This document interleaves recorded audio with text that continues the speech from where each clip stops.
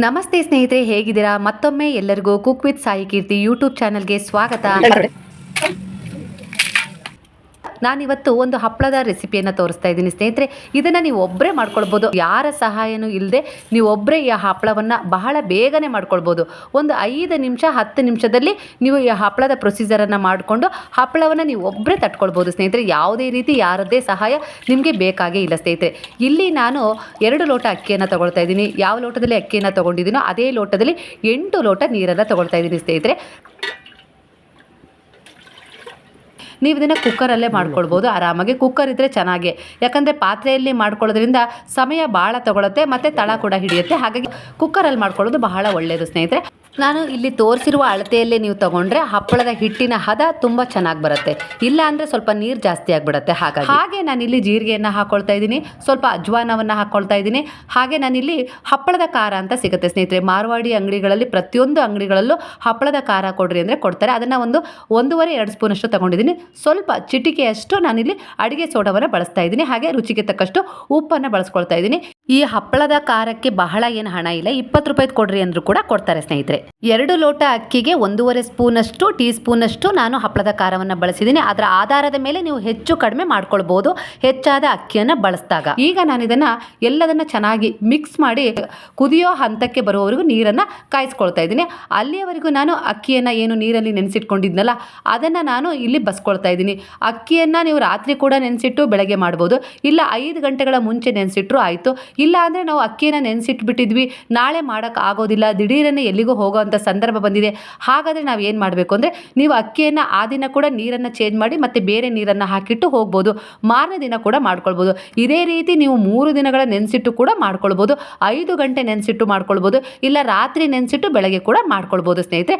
ನಿಮ್ಮ ಅನುಕೂಲ. ಯಾಕಂದರೆ ನಾನು ವಿವರವಾಗಿ ಹೇಳ್ತಿದ್ದೀನಿ ಅಂದರೆ, ಒಬ್ಬೊಬ್ಬರು ಏನು ಮಾಡ್ತಾರೆ, 5 ಗಂಟೆ ಅಂತೇಳಿ ನೆನೆಸಿರ್ತಾರೆ, ಅನಿವಾರ್ಯ ಕಾರಣಗಳಿಂದ ಮಾಡೋಕ್ಕಾಗೋದಿಲ್ಲ. ಆವಾಗ ಏನು ಮಾಡಬೇಕು ಅನ್ನೋ ಪ್ರಶ್ನೆ ಬರುತ್ತಲ್ಲ, ಹಾಗಾಗಿ ತಿಳಿಸ್ತಾ ಇದ್ದೀನಿ. ನಾನೀಗ ನೀರನ್ನು ಬಸ್ಕೊಂಡಿರೋ ಅಕ್ಕಿಯನ್ನು ಹಾಕ್ತಾ ಇದ್ದೀನಿ.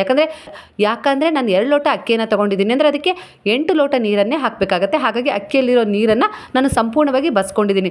ತುಂಬ ನೀರು ಆಗಬಾರ್ದು, ತುಂಬ ಗಟ್ಟಿನೂ ಆಗಬಾರ್ದು, ಆ ಹದದಲ್ಲಿ ಇರಬೇಕು ಈ ಮಿಶ್ರಣ. ಹಾಗೆ ನಾನಿಲ್ಲಿ ಹಸಿಮೆಣಸನ್ನು ತೊಗೊಳ್ತಾ ಇದ್ದೀನಿ. ಹಸಿಮೆಣಸು ಶುಂಠಿಯನ್ನು ತೊಗೊಳ್ತಾ ಇದ್ದೀನಿ. ಹಸಿಮೆಣಸು ಶುಂಠಿ ಕೊತ್ತಂಬರಿ ಸೊಪ್ಪು ಹಾಕಿದರೆ ಅದರ ರುಚಿನೇ ಬೇರೆ ಥರ ಬರುತ್ತೆ. ನಿಮಗೆ ಹಸಿಮೆಣಸು ಬೇಡ ಅಂದರೆ ಮೆಣಸನ್ನ ತರಿಯಾಗಿ ಪುಡಿ ಮಾಡಿ ಕೂಡ ಹಾಕ್ಕೊಳ್ಬೋದು ಸ್ನೇಹಿತರೆ. ಖಾರದ ಪುಡಿ ಹಾಕ್ಕೊಳ್ಬೋದು ಅಂದರೆ ಖಾರದ ಪುಡಿ ಹಾಕ್ಕೊಳ್ಬೇಡ್ರಿ, ಅಷ್ಟು ಚೆನ್ನಾಗಿ ಬರೋದಿಲ್ಲ. ನಾನು ತೋರಿಸಿದ ಹದದಲ್ಲೇ ಈ ರೀತಿಯಾಗಿ ಐಟಮ್ಸ್ಗಳನ್ನು ಹಾಕಿ ನೀವು ಮಾಡ್ಕೊಂಡು ನೋಡಿ, ಅದರ ರುಚಿ ನೋಡಿ ತುಂಬ ಚೆನ್ನಾಗಿರುತ್ತೆ ಸ್ನೇಹಿತರೆ. ಮತ್ತೆ ಮಾಡ್ಕೊಳ್ತೀರಾ. ನೀವು ಇದಕ್ಕೆ ಈ ಹಪ್ಪಳಕ್ಕೆ ಬಿಸಿಲು ಬೇಕು ಅಂತಲೇ ಇಲ್ಲ. ನೀವು ನೆರಳಲ್ಲಿ ಕೂಡ ಅಂದರೆ ರಾತ್ರಿ ಸಮಯದಲ್ಲಿ ಸಂಜೆ ಸಮಯದಲ್ಲಿ ಕೂಡ ಒಂದು ರೂಮ್ ಖಾಲಿ ಇದೆ ಅಂದರೆ ಅಲ್ಲಿ ಕೂಡ ನೀವು ಹಪ್ಪಳವನ್ನು ತಟ್ಟಿಟ್ಟು ಮಲ್ಕೊಂಡು ಆಡುವಂಥ ಜಾಗ ಆಗಿರಬೇಕಷ್ಟೇ. ಫ್ಯಾನ್ ಇದ್ದರೆ ಫ್ಯಾನನ್ನು ಕೂಡ ಹಾಕ್ಬೋದು. ಈ ರೀತಿಯಾಗಿ ಮಾಡಿಟ್ರೆ ಬೆಳಗ್ಗೆ ನೀವೇನು ಮಾಡಬೇಕು ಅಂದರೆ ಅದನ್ನು ತೆಗೆದು ಹಪ್ಪಳವನ್ನು ತೆಗೆದು ಮರುದಿನ ನೀವು ಬಿಸಿಲಲ್ಲಿ ಒಣಗಿಸ್ಕೊಳ್ಳೇಬೇಕು. ಯಾಕಂದರೆ ಒಬ್ಬೊಬ್ಬರು ಹೇಳ್ತಾರೆ ನೆರಳಲ್ಲೇ ಹಪ್ಪಳ ಮಾಡ್ಕೊಳ್ಬೋದು ಅಂತ. ಇಲ್ಲ ಅಂತಲ್ಲ, ಆದರೆ ಭಾಳ ದಿನ ಬಾಳಿಕೆ ಬರೋದಿಲ್ಲ. ಹಪ್ಪಳವನ್ನು ಬಿಸಿಲಲ್ಲಿ 1 ದಿನನಾದರೂ ಒಣಗಿಸ್ಲೇಬೇಕು. ಆಗ ಮಾತ್ರ ಹಪ್ಪಳ ವರ್ಷ ಪೂರ್ತಿ ಇಡಲಿಕ್ಕೆ ಸಾಧ್ಯವಾಗುತ್ತೆ. ನೆರಳಲ್ಲಿ ನಾವು ಮಾಡ್ಕೊಳ್ಬೋದು, ನಂತರ ಗಾಳಿ ಆಡಿದ ಮೇಲೆ ಅದನ್ನು ಬಿಸಿಲಿಗೆ ಒಣಗಿಸ್ಕೊಳ್ಳೇಬೇಕು ಸ್ನೇಹಿತರೆ. ನಾನು ಇಲ್ಲಿ ಕೊತ್ತಂಬರಿ ಸೊಪ್ಪನ್ನು ಕೂಡ ಸಣ್ಣದಾಗಿ ಹೆಚ್ಕೊಳ್ತಾ ಇದ್ದೀನಿ. ಹಾಗೆ ಹಸಿಮೆಣಸು ಮತ್ತು ಶುಂಠಿಯನ್ನು ತರಿಯಾಗಿ ನಾನು ರುಬ್ಕೊಂಡಿದ್ದೀನಿ, ತೋರಿಸಿದ್ದೀನಲ್ಲ ಆ ರೀತಿ. ನಾನು ಹಪ್ಪಳದ ಅಕ್ಕಿಯನ್ನು ವಿಷಲ್ ಹಾಕ್ಸಕ್ಕೆ ಇಟ್ಟಿದ್ದೀನಲ್ಲ, ಅದು 5 ವಿಷಲ್ ಕೂಗಬೇಕಾಗತ್ತೆ. ಆವಾಗವಾಗ ನೋಡಬೇಕು. ಒಂದೊಂದು ಸರಿ ಜಾಸ್ತಿ ಪ್ರಮಾಣ ಏನಾದರೂ ನಾವು ಉರಿಯನ್ನು ಇಟ್ಟಾಗ ಏನಾಗುತ್ತೆ ಅಂದರೆ ಉಕ್ಬಿಡುತ್ತೆ, ಉಕ್ಕಬಾರ್ದದು. ಆ ರೀತಿಯಾಗಿ ನೋಡಿಕೊಂಡು ದೊಡ್ಡ ಕುಕ್ಕರ್ ತೊಗೊಂಡು ಇಡ್ರಿ ಸ್ನೇಹಿತರೆ. ಮೊದಲಿನ ಸಾರಿ ನೀವು 2 ಲೋಟದ್ದೇ ಮಾಡ್ಕೊಳ್ರಿ. ಹದ ಚೆನ್ನಾಗಿ ಬಂತು ಅಂದರೆ ನೀವು ಜಾಸ್ತಿ ಪ್ರಮಾಣದಲ್ಲಿ ಮಾಡ್ಕೊಳ್ಬೋದು. ಇಲ್ಲ ದಿನನಿತ್ಯ 2 ಲೋಟದಲ್ಲಿ ನಾವು ಮಾಡ್ಕೊಳ್ಬೋದು. ದಿನನಿತ್ಯ 2 ಲೋಟದ್ದೇ ನಾವು ಮಾಡ್ಕೊಳ್ತಾ ಹೋದ್ರು 80 ಹಪ್ಪಳ ಆಗ್ತವೆ ಸ್ನೇಹಿತರೆ. ಇದಕ್ಕೆ ಜಾಸ್ತಿ ಕಷ್ಟಪಡಬೇಕು ಅಂತ ಏನಿಲ್ಲ. ನಾವು ರಾತ್ರಿ ಅಕ್ಕಿಯನ್ನು ನೆನೆಸ್ಕೊಂಡು ಬೆಳಗ್ಗೆ ಏನು ತಿಂಡಿ ಮಾಡ್ತೀವಲ್ವ ಆ ಸಹ ನಾವು ಪಕ್ಕದ ಸ್ಟೌವಲ್ಲಿ ಇನ್ನೊಂದು ಸ್ಟೌವಲ್ಲಿ ಈ ರೀತಿಯಾಗಿ ನಾವು ಒಂದು ಕುಕ್ಕರಲ್ಲಿ ಈ ರೀತಿ ಅಕ್ಕಿ ಎಲ್ಲ ಮಿಶ್ರಣ ಮಾಡಿ ವಿಷಲ್ ಹಾಕ್ಸ್ಕೊಂಡ್ಬಿಟ್ರೆ ಈ ರೀತಿಯಾಗಿ ತಿಂಡಿ ಜೊತೆಗೆ ಇದನ್ನು ಕೂಡ ಹದವಾಗಿ ನಾವು ರೆಡಿ ಮಾಡಿಟ್ಕೊಂಡ್ರೆ ಅದು ಸ್ವಲ್ಪ ತಿಂಡಿ ಎಲ್ಲ ತಿನ್ನಿಸಿ ಮಕ್ಕಳನ್ನ ಶಾಲೆಗೆ ಕಳಿಸೋವರೆಗೂ ಅದು ತಣ್ಣಗಾಗತ್ತೆ. ನಂತರ ನಾವು ಹಪ್ಪಳವನ್ನು ಆರಾಮಾಗಿ ಮಾಡ್ಕೊಳ್ಬೋದು ಸ್ನೇಹಿತರೆ. ದಿನಕ್ಕೆ 80ರಂತೆ ಹಪ್ಪಳವನ್ನು ಮಾಡ್ಕೊಳ್ತಾ ಬಂದರೆ ವರ್ಷ ಪೂರ್ತಿ ನಾವು ಆರಾಮಾಗಿ ಹಪ್ಪಳವನ್ನು ತಿನ್ಬೋದು. ಹಪ್ಪಳ ರುಚಿ ಇರುತ್ತೆ. ನಂತರ ಈ ರೀತಿ ಅನ್ನ ಆದಮೇಲೆ ನಾವು ಅದಕ್ಕೆ ಕೊತ್ತಂಬರಿ ಸೊಪ್ಪು, ಏನು ಶುಂಠಿ ಮತ್ತು ಹಸಿಮೆಣಸು ಪುಡಿ ಮಾಡಿಟ್ಕೊಂಡಿದ್ದೀವಲ್ಲ ಅದನ್ನು ಹಾಕಿ ಅದೇ ಬಿಸಿಯಲ್ಲಿ ನಾವು ಚೆನ್ನಾಗಿ ಕೈಯಾಡಿ ಒಂದು ಸ್ವಲ್ಪ ಬಿಟ್ಬಿಡ್ಬೇಕು. ಮತ್ತೆ ಅದು ಚೆನ್ನಾಗಿ ಎಲ್ಲ ಕಡೆ ಉಪ್ಪು ಏನಾದರೂ ಕಡಿಮೆ ಇದ್ದರೆ ಅದನ್ನು ನೋಡಿ ಹಾಕ್ಕೊಳ್ರಿ ಸ್ನೇಹಿತರೆ. ಈ ರೀತಿ ಆದಮೇಲೆ, ಯಾಕಂದರೆ ತುಂಬ ಬಿಸಿಯಾಗಿ ತಟ್ಟು ತಟ್ಟಲಿಕ್ಕೆ ಬರೋದಿಲ್ಲ. ಸ್ವಲ್ಪ ಹದವಾಗಿ ತಣ್ಣಗಾಗಬೇಕು. ನಾನು ತೋರಿಸ್ತಾ ಇದ್ದೀನಲ್ಲ ಅದೇ ಹದದಲ್ಲಿ ಈ ಅನ್ನ ಬೇಯಿಸ್ಕೊಳ್ಬೇಕಾಗತ್ತೆ. ನೀವು ವರ್ಷ ಇಡೀ ಹಪ್ಪಳವನ್ನು ಆರಾಮಾಗಿ ನಾವು ತಿನ್ಬೋದು. ಕುರ್ಕುರೆ ಆ ಥರ ಮಕ್ಕಳಿಗೆ ಹೊರಗಡೆ ತಿಂಡಿ ತಿನ್ನಿಸೋದಕ್ಕಿಂತ ಮಳೆಗಾಲ ಬರೋದ್ರೊಳಗೆ ನಾವು ಈ ರೀತಿ ಹಪ್ಪಳವನ್ನು ಸ್ಟಾಕ್ ಮಾಡಿಟ್ಕೊಂಡ್ರೆ ಅದನ್ನೇ ನಾವು ಮಕ್ಕಳಿಗೆ ಕೊಡ್ಬೋದು. ಕುರ್ಕುರೆಗಿಂತ ತುಂಬ ರುಚಿಯಾಗಿರುತ್ತೆ ಸ್ನೇಹಿತರೆ. ಈ ಹಪ್ಪಳವನ್ನು ಹಿಟ್ಟು ಹಾಕಿ ಉದ್ದಬೇಕು ಆ ಥರ ಏನಿಲ್ಲ. ಈ ಹಪ್ಪಳವನ್ನು ಲಟ್ಟಿಸ್ಕೊಳ್ಬೇಕು, ಇನ್ನೊಬ್ಬರು ಸಹಾಯ ಬೇಕು, ಹಾಗೆ ಹೀಗೆ ಏನೂ ಇಲ್ಲ. ನಾವು ಒಬ್ಬರೇ ಆರಾಮಾಗಿ ಒಂದು ಸೀರೆನೋ ಒಂದು ಕಾಟನ್ ಬಟ್ಟೆನೋ ಇಲ್ಲ ಒಂದು ಪ್ಲಾಸ್ಟಿಕ್ ಸೀಟ್ ಮೇಲೆ ಹಾಕಬೇಕು ಅಂದರೆ ಹಪ್ಪಳದ ಹಿಟ್ಟು ತಣ್ಣಗಾಗಿರಬೇಕು. ಆವಾಗ ಅದು ಯಾವುದೇ ರೀತಿ ಪ್ಲಾಸ್ಟಿಕ್ ವಾಸನೆ ಬರೋದಿಲ್ಲ. ಬಿಸಿ ಬಿಸಿ ಆಗಿರೋದು ಹಾಕಿದಾಗ ಏನಾಗುತ್ತೆ ಅಂದರೆ ಅದು ರಿಯಾಕ್ಷನ್ ಆಗುತ್ತೆ. ಹಾಗಾಗಿ ಪ್ಲಾಸ್ಟಿಕ್ ಬಳಸಬಾರ್ದು. ನೀವು ಪ್ಲಾಸ್ಟಿಕ್ ಬಳಸೋದಾದರೆ ಹಪ್ಪಳದ ಹಿಟ್ಟು ತಣ್ಣಗಾಗಿರಬೇಕು ಸ್ನೇಹಿತರೆ. ಹಾಗಾಗಿ ನೋಡಿ ಯೋಚನೆ ಮಾಡಿ ನೀವು ಹಪ್ಪಳವನ್ನು ತಟ್ಕೊಳ್ರಿ. ಎಲೆ ಇದೆ ಅಂದರೆ ತುಂಬ ನಮ್ಮ ಮನೆಯಲ್ಲಿ ಬಾಳೆ ಎಲೆ ಇದೆ ಅಂದರೆ ಬಾಳೆ ಎಲೆಯಲ್ಲೂ ಕೂಡ ಇದನ್ನು ತಟ್ಟಿ ಒಣಗಿಸ್ಬೋದು. ಹಾಗೆ ಹಳ್ಳಿ ಕಡೆ ಮುತ್ತುಗದ ಎಲೆ ಅಂತೂ ಸಿಗ್ತವೆ. ಮುತ್ಲೆಲೆ ಅಂತೀವಲ್ವಾ, ಊಟದ ಎಲೆ ಮಾಡ್ತಾರಲ್ಲ ಆ ಮುತ್ಲೆಲೆ ಸಿಗುತ್ತೆ. ಅಂದರೆ ಒಂದೊಂದು ಎಲೆಗೆ ಒಂದೊಂದು ಹಪ್ಪಳ ಅಂತೇಳಿ ತಟ್ಟಿ ಒಣಗಿಸ್ಕೋಬೋದು ಸ್ನೇಹಿತರೆ. ಅದು ಕೂಡ ಬೆಸ್ಟ್ ಐಡಿಯಾ. ಅಂದರೆ ನಮಗೆ ನ್ಯಾಚುರಲ್ ಆಗಿ ಹಪ್ಪಳ ಒಣಗುತ್ತೆ ಮತ್ತು ಆ ಎಲೆಗಳಲ್ಲಿರುವ ಸಾರ ಈ ಹಪ್ಪಳದಲ್ಲಿ ಇಳಿಯೋದ್ರಿಂದ ನಮಗೆ ಅದು ಆರೋಗ್ಯಕ್ಕೂ ಕೂಡ ತುಂಬ ಒಳ್ಳೆಯದು. ಈ ರೀತಿ ಮಾಡ್ಕೊಳ್ಳಿ. ಈ ರೀತಿಯಾಗಿ ಹಿಟ್ಟು ತಣ್ಣಗಾದ್ಮೇಲೆ ಮೊದಲು ಒಂದು ಸ್ವಲ್ಪ ಆ ಕುಕ್ಕರಿಂದ ಒಂದು ಸ್ವಲ್ಪ ಹಿಟ್ಟನ್ನು ತೆಗೆದು ತಣ್ಣಗೆ ಮಾಡಿ ಮೊದಲು ತಟ್ಟಿ ತೋರಿಸ್ತಾ ಇದ್ದೀನಿ. ನಮಗೆ ಇದಕ್ಕೆ ಒಂದು ಪ್ಲೇಟ್ ಇದ್ದರೆ ಸಾಕು. ನಾನು ಸಮತಟ್ಟಾಗಿರೋ ಪ್ಲೇಟ್ ತೋರಿಸ್ತಾ ಇದ್ದೀನಲ್ಲ ಆ ರೀತಿ ಪ್ಲೇಟ್ ಇದ್ದರೆ 2 ಪ್ಲಾಸ್ಟಿಕ್ ಸೀಟ್ ಇದ್ದರೆ ಸಾಕು ಸ್ನೇಹಿತರೆ. ಪ್ಲಾಸ್ಟಿಕ್ ಸೀಟ್ ಯಾಕಪ್ಪ ಅಂದರೆ ಪ್ಲಾಸ್ಟಿಕ್ ಸೀಟ್ ಮೇಲೆ ಎಣ್ಣೆ ಹಚ್ಚಬೇಕು ಅಂತ ಏನಿಲ್ಲ. ಯಾಕಂದರೆ ಎಣ್ಣೆ ಹಚ್ಚಿದ ಹಪ್ಪಳ ಭಾಳ ದಿನ ಇಡಲಿಕ್ಕೆ ಬರೋದಿಲ್ಲ, ವರ್ಷಗಟ್ಟಲೆ ಇಡಲಿಕ್ಕೆ ಬರೋದಿಲ್ಲ, ಬೂಸ್ಟ್ ವಾಸನೆ ಬರ್ತವೆ. ಹಾಗಾಗಿ ಪ್ಲಾಸ್ಟಿಕ್ ಸೀಟಿಗೆ ಸ್ವಲ್ಪ ನೀರನ್ನು ಹಚ್ಕೊಂಡು ನಂತರ ನಾವು ಅದರ ಮೇಲೆ ಹಪ್ಪಳವನ್ನು ತಟ್ಟಿ ನಮ್ಗೆ ಬೇಕಾದರೆ ಇನ್ನೊಂದು ಸ್ವಲ್ಪ ಅಗಲ ಮಾಡಿಕೊಂಡು ಇಲ್ಲ ಸಣ್ಣಕ್ಕೆ ಇದ್ರೂ ಪರವಾಗಿಲ್ಲ ಅಂದರೆ ಅಷ್ಟೇ ಎತ್ಕೊಡ್ರಿ. ಇನ್ನೊಂದು ಸ್ವಲ್ಪ ದೊಡ್ಡಕ್ಕಾಗಲಿ ಅಂದರೆ ಹಿಟ್ಟೇನಾರ ದಪ್ಪ ಇತ್ತು ಅಂದರೆ ಸ್ವಲ್ಪ ತೆಳುಗೆ ತಟ್ಕೊಂಡು ನಂತರ ಈ ಥರ ಪ್ಲಾಸ್ಟಿಕ್ ಸೀಟನ್ನು ಎತ್ತಿಬಿಡಬೇಕು. ಎತ್ತಿದ್ರೆ ಚೆನ್ನಾಗಿ ಬರುತ್ತೆ. ಮತ್ತೆ ಅದಕ್ಕೆ ಸ್ವಲ್ಪ ನೀರು ಮುಟ್ಟಿಸ್ಕೊಳ್ತಾನೆ ಇರಬೇಕು. ಅವಾಗ ತುಂಬ ನೀರನ್ನು ಮುಟ್ಟಿಸ್ಕೊಳ್ಬಾರ್ದು. ಅವಾಗ ಹಪ್ಪಳ ಏಳೋದಿಲ್ಲ, ಹರಿತವೆ. ಹಾಗಾಗಿ ಈ ರೀತಿ ಜಿಗಟಿನ ಅಂಶ ಇರೋ ಹಾಗೆ ಸ್ವಲ್ಪ ಕೈಗೆ ಇದನ್ನು ಮುಟ್ಟಿಸ್ಕೊಂಡು ಹಪ್ಪಳವನ್ನು ತಟ್ಟಬೇಕು. ಈ ರೀತಿಯಾಗಿ ನಾವು ಇನ್ನೊಂದು ಪ್ಲಾಸ್ಟಿಕ್ ಸೀಟನ್ನು ಹಾಸಿದ್ದೀನಿ. ಅದ್ರ ಮೇಲೆ ನಾನು ತಟ್ಟಿರೋ ಪ್ಲಾಸ್ಟಿಕ್ ಸೀಟನ್ನು ದಬಾಕಿ ನಂತರ ಮೇಲಿಂದ ಅದನ್ನು ಎತ್ಬಿಡಬೇಕು ಅಷ್ಟೇ ಸ್ನೇಹಿತರೆ. ಇಲ್ಲಿ ನೋಡಿ ಮತ್ತೆ ನಾನು ಹಪ್ಪಳದ ಹಿಟ್ಟನ್ನು ಈಗ ಒಂದು ಬೌಲಿಗೆ ತೋಡ್ಕೊಳ್ತಾ ಇದ್ದೀನಿ. ತಣ್ಣಗಾಗಿದೆ. ಯಾಕಂದರೆ ವಿವರವಾಗಿ ನಾನು ಹೇಳ್ತಾ ಇದ್ದೀನಿ. ನಾನು ಬೇಗನೆ ಮುಗಿಸ್ಬೋದು ಇದನ್ನು ಒಂದು ಹಪ್ಪಳ ತಟ್ಟಿ ತೋರಿಸಿ. ಆದರೆ ಕೆಲವರು ಈ ಹದದಲ್ಲಿ ಮಾಡ್ಕೊಂಡಾಗ ಹಪ್ಪಳ ವೇಸ್ಟ್ ಮಾಡ್ಕೊಂಡ್ಬಿಡ್ತಾರೆ. ಅವರಿಗೆ ಮಾಡೋಕ್ಕೆ ಹದ ಗೊತ್ತಾಗೋದಿಲ್ಲ. ಹಾಗಾಗಿ ಈ ರೀತಿ ಹದದಲ್ಲಿ ನಾನು ಸರಿಯಾಗಿ ಮಾಡ್ಕೊಳ್ಳಿ ಅಂತೇಳಿ 1-2-3 ಹಪ್ಪಳನ ಮಾಡಿ ತೋರಿಸ್ತಾ ಇದ್ದೀನಿ. ಹಾಗೆ ಅನ್ನವನ್ನು ಕುಕ್ಕರಲ್ಲಿ ಒಂದು ಚಮಚವನ್ನು ತಗೊಂಡು ಚೆನ್ನಾಗಿ ನಾದ್ಕೊಳ್ರಿ. ಸ್ವಲ್ಪ ಅನ್ನ ಸಣ್ಣಕ್ಕಾಗೋವರೆಗೂ ಬೇಯಿಸಿದನ್ನ ಅಲ್ವಾ, ಮುದ್ದೆ ಆಗೇ ಆಗುತ್ತೆ. ಅದು 5 ವಿಷಲು 4 ವಿಷಲು 3 ವಿಷಲು ಹೀಗೆ ಹಾಕ್ಸ್ಕೊಂಡು ಒಂದ್ಸರಿ 3 ವಿಷಲ್ ಹಾಕ್ಸ್ಕೊಂಡು ಒಂದ್ಸರಿ ಎತ್ತಿ ನೋಡಿ ಅದು ಸರಿಯಾಗಿದೆ, ಪ್ರಮಾಣ ನೀರು ಗೀರು ಎಲ್ಲ ಕರೆಕ್ಟ್ ಇದೆ ಅಂದರೆ ಸಾಕು.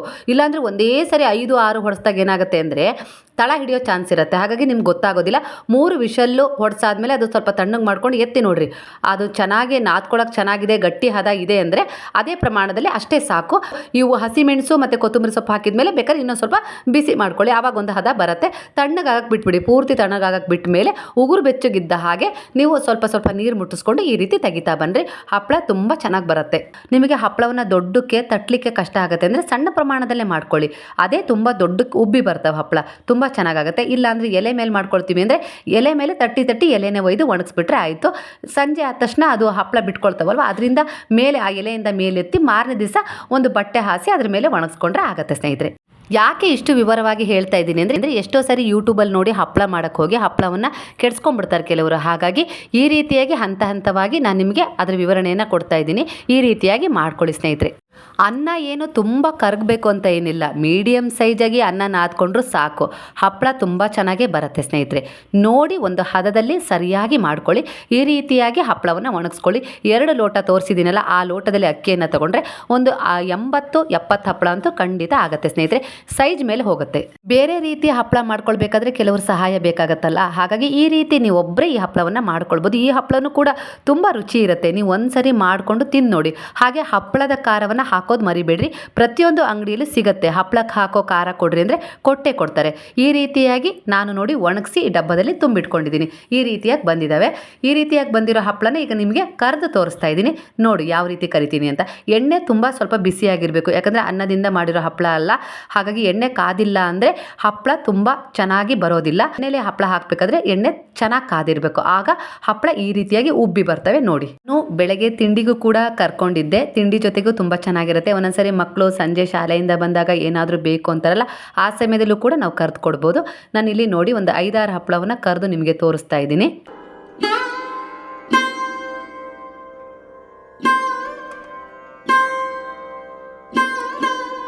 ಸಣ್ಣ ಪುಟ್ಟ ಮುರಿದೋಗಿರೋ ಹಪ್ಪಳ ಅಂತೇಳಿ ಇದು ಮಾಡಬೇಡಿ, ಅವನ್ನೂ ಸಹ ಕರೀರಿ, ಅವು ಕೂಡ ತುಂಬ ದೊಡ್ಡದಾಗ್ತವೆ. ನಾನಿಲ್ಲಿ ಅರ್ಧ ಹಪ್ಪಳ ಹಾಕಿದ್ದೆ, ಅರ್ಧ ಹಪ್ಪಳನೂ ಇಷ್ಟು ದೊಡ್ಡದಾಗಿದೆ. ನನ್ನ ಮಗ ಹಪ್ಪಳ ಅಂದರೆ ತುಂಬ ಇಷ್ಟ, ಅವನು ಒಂದು ಹಾಕಿ ನಾನು ಕರಿತೀನಿ ಅಂತೇಳಿ ಕರೆದು ತೊಗೊಂಡೋಗಿ ತಿಂತಾ ಇದ್ದಾನೆ. ನೋಡಿ, ನಾನು ನಿಮಗೆ ಮತ್ತೊಂದು ಸರಿ ಇಲ್ಲಿ ತೋರಿಸ್ತಾ ಇದ್ದೀನಿ. ಸಣ್ಣ ಬಾಣಲಿಲೂ ಕೂಡ ಕರ್ಕೊಡ್ಬೋದು, ಸ್ವಲ್ಪ ದೊಡ್ಡ ಬಾಣಲಿನ ಇಡ್ರಿ ಸ್ನೇಹಿತರೆ, ಯಾಕಂದರೆ ತುಂಬ ಹಪ್ಪಳ ಉಬ್ಬಿ ಬರ್ತವೆ. ಈ ರೀತಿಯಾಗಿ ತಿಂಡಿ ಜೊತೆಗೆ, ಊಟದ ಜೊತೆಗೆ ಯಾರಾದರೂ ಮನೆಗೆ ಬಂದಾಗ ನೆಂಟರಿಗೆ ಕೊಡೋಕ್ಕೆ ನಾವು ಈ ರೀತಿ ಹಪ್ಪಳವನ್ನು ವರ್ಷ ಪೂರ್ತಿ ಸ್ಟಾಕ್ ಮಾಡಿ ಇಟ್ಕೊಳ್ಬೋದು ಸ್ನೇಹಿತರೆ. ನಮಗೂ ಕೂಡ ಯಾವಾಗಾದರೂ ತಿನ್ನಬೇಕು ಅನಿಸಿದಾಗ ನಾವು ಕೂಡ ಕರ್ಕೊಂಡು ತಿನ್ಬೋದು. ಈ ರೀತಿಯಾಗಿ ಹಪ್ಪಳ ಬಂದಿದೆ. ನಿಮಗೆ ಚೆನ್ನಾಗಿ ಅನಿಸಿದೆ ಅಂತೇಳಿ ನಾನು ಅಂದ್ಕೊಳ್ತೀನಿ. ಮಾಹಿತಿ ಕೂಡ ನಾನು ವಿವರವಾಗಿ ಕೊಟ್ಟಿದ್ದೀನಿ. ಈ ರೀತಿಯಾಗಿ ನೀವು ಹಪ್ಪಳವನ್ನು ಮಾಡ್ಕೊಂಡು ನೋಡಿ.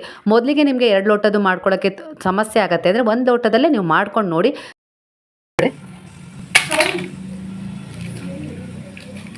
ನಂತರ ಚೆನ್ನಾಗಿ ಅನಿಸ್ತು ಅಂದರೆ ಈ ಹಪ್ಪಳದ ರುಚಿ ಎಲ್ಲ ನೋಡಿ ಮತ್ತೊಂದು ಸರಿ ಮಾಡ್ಕೊಳ್ಳಿ.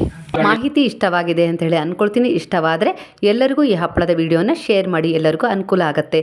ಮತ್ತೊಂದು ವಿಡಿಯೋ ಒಂದಿಗೆ ಮತ್ತೆ ಮರಳಿ ಬರ್ತೀನಿ. ಅಲ್ಲಿವರೆಗೂ ನಮಸ್ತೆ ಸ್ನೇಹಿತರೆ.